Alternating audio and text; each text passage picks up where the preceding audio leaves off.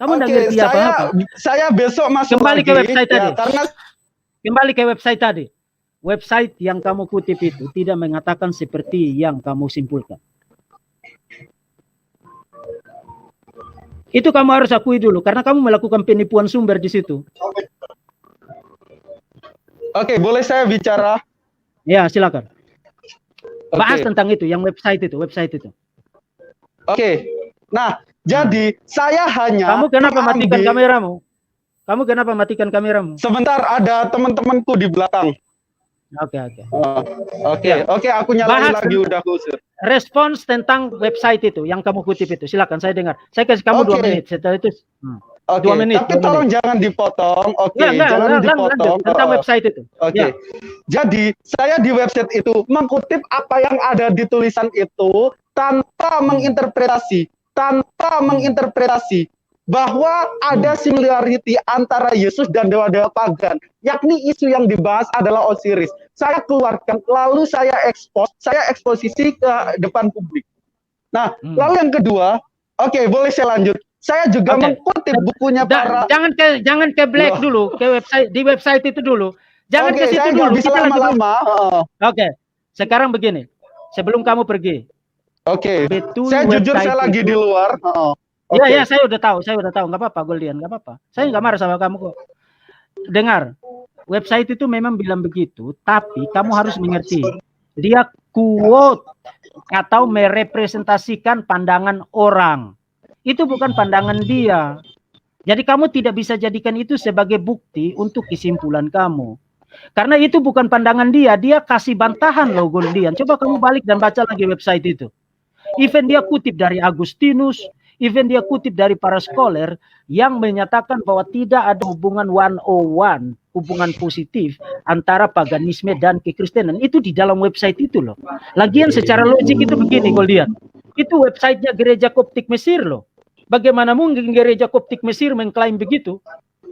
Itu sama seperti saya kutip dari website Sunnah.com, kemudian saya bilang terbukti bahwa Sunnah.com bilang Muhammad bukan nabi.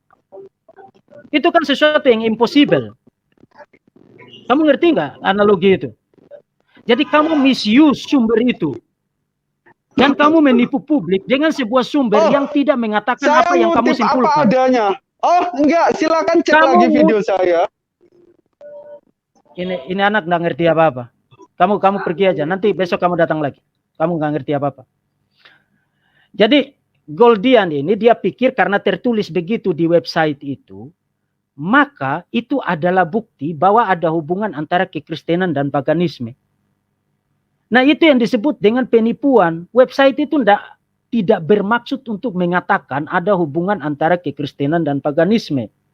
Website itu mengutip para scholar liberal dari aliran history of religion, aliran sejarah agama-agama. Kemudian dia kasih bantahan. Dia kasih 3 atau 4 bantahan. Itu website gereja Koptik Mesir loh. Masa gereja Koptik Mesir bilang ada hubungan antara kekristenan dan paganisme?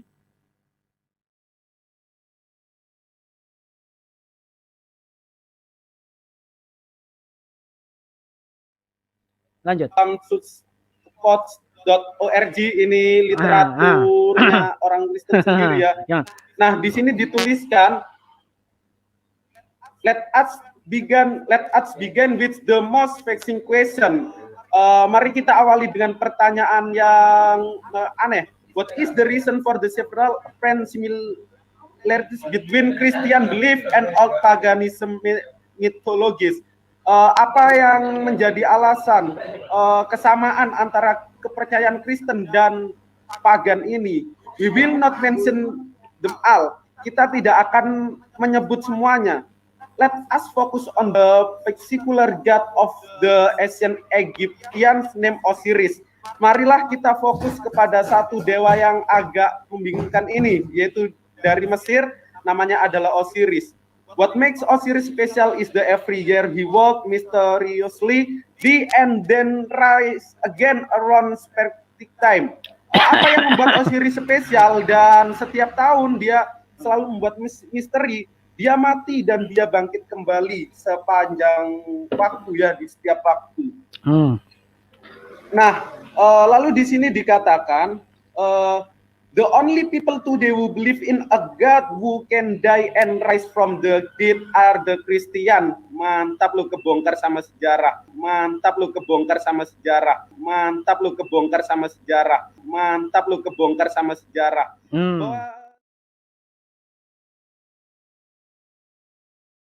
Sama sejarah. Bahwa sekarang banyak orang yang percaya. Sabar. Ini kamu kelihatan penipu. Kenapa si Simbolon ini adalah penipu? Saudara-saudara, saya sekarang itu lagi membaca artikel yang tadi dia baca. Yang dia tampilkan di screen tadi. Dan saudara tahu artikel itu ditulis oleh siapa? Artikel itu ditulis di sebuah website atau sebuah page dari Gereja Ortodoks Koptik. Kemudian dia sorot satu paragraf ketika penulis dari artikel itu bicara tentang tuduhan dari para penganut yang tadi saya sebutkan, History of Religion Schools, para penganut aliran sejarah agama, scholar liberal yang tidak percaya Alkitab firman Tuhan, yang mengusulkan bahwa kekristenan itu paralel dengan mitologi kuno, dewa-dewi yang disembah di dalam agama-agama misteri kuno. Salah satunya Horus, Mithras, kemudian Osiris. Tapi penulis artikel itu memberikan argumentasi bantahan terhadap klaim itu. Even kalau saudara baca, saudara nanti bisa searching sendiri, Paganism and Christianity, itu saya copy aja linknya, saya cantumkan di kotak chat, supaya saudara bisa lihat, ini si Simbolon ini lagi menipu saudara. Dia memberi kesan bahwa literatur ini, sumber ini, mendukung gagasan bahwa kekristenan itu sama dengan paganisme. Padahal artikel itu sebenarnya sedang mengutip klaim dari para penganut History of Religion School. Even setelah dia kemukakan klaim itu di paragraf itu, silakan saudara baca sendiri. Dia bahkan quote dari Agustinus. Dia bahkan quote dari C.S. Lewis. C.S. Lewis itu siapa? Dia adalah seorang teolog, seorang filsuf, seorang apologet Kristen yang sangat tersohor, berasal dari Inggris. Dan dia memperlihatkan argumen-argumen yang membantah klaim itu. Jadi ini adalah orang yang comot satu bagian dari satu sumber, ketika sumber itu tidak mengatakan seperti yang dia katakan. Jadi dia memberi kesan bahwa bahkan sumber Kristen sendiri mengatakan bahwa ada paralel antara kematian kebangkitan Yesus dengan kematian kebangkitan Osiris di dalam agama-agama misteri kuno. Kamu itu menipu loh. Kamu menipu atau kamu tidak paham apa-apa. Kamu tidak paham apa-apa. Kamu tidak baca seluruh artikel itu. Ketika artikel itu justru membantah klaim itu. Jadi kamu mengutip sebuah sumber yang tidak percaya apa yang kamu percaya. Dan kamu berpikir bahwa sumber itu mendukung apa yang kamu percaya. Nah, itu adalah kebodohan. Itu adalah kebodohan. Jadi bagaimana ceritanya kamu kutip dari artikel page itu, web itu, yang berasal dari Gereja Ortodoks Koptik, Ortodoks di Mesir, yang justru membantah klaim itu, dan bahkan dia quote dari teolog-teolog terkenal untuk memperlihatkan bahwa klaim itu adalah omong kosong. Nah, nanti saya akan bikin satu sesi tersendiri, memperlihatkan kepada saudara bukti-bukti sejarah mengenai klaim bahwa ada hubungan antara kekristenan dan paganisme. Nanti saya akan bahas itu. Tapi dari segi penggunaan sumber, kejujuran dalam menggunakan sumber saja orang ini tidak lulus. Tidak lulus, tidak paham apa-apa, kutip sembarang, lalu bikin kesimpulan sembarang. Ini yang dilakukan oleh bocah ini. Kemudian, satu lagi. Mari kita lanjutkan. Sebuah Tuhan yang bisa mati dan bangkit. The dead are the Christian. Dia adalah Kristen. One might find a number of other such parallel between Christianity, belief, and pagan myths which become dangerous only when put in the hands of clever atheists. Nah, sekarang bisa kita... Nah, sabar dulu kau. Karena saya udah tahu apa isi otakmu. Ketika kamu membaca lain tentang Tuhan yang mati dan bangkit, kamu mulai berpikir, kok kekristenan ini bodoh sekali ya, percaya ada Tuhan yang bisa mati dan berhidup lagi. Bukan kekristenan yang bodoh, kamu yang bodoh. Kekristenan tidak pernah percaya bahwa Tuhan itu bisa mati. Tidak ada.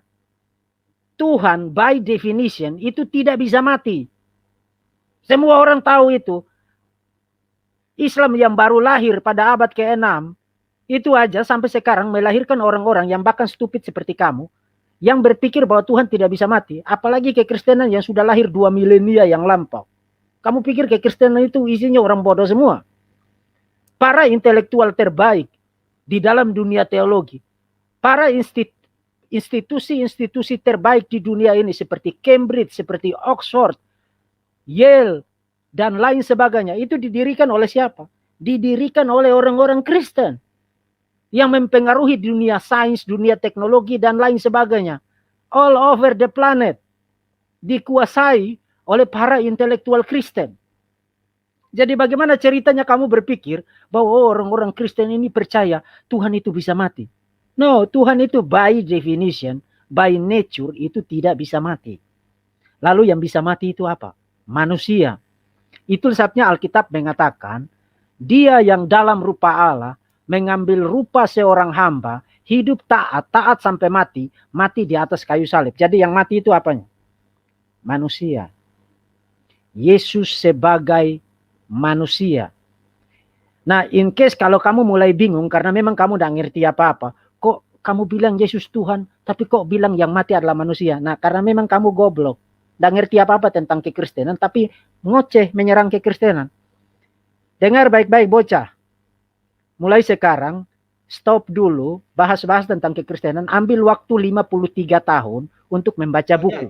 Baru jadi saya di website itu mengutip apa yang ada di tulisan itu tanpa menginterpretasi bahwa ada similarity antara Yesus dan dewa-dewa pagan, yakni isu yang dibahas adalah Osiris. Saya keluarkan, lalu saya eksposisi ke depan publik. Nah,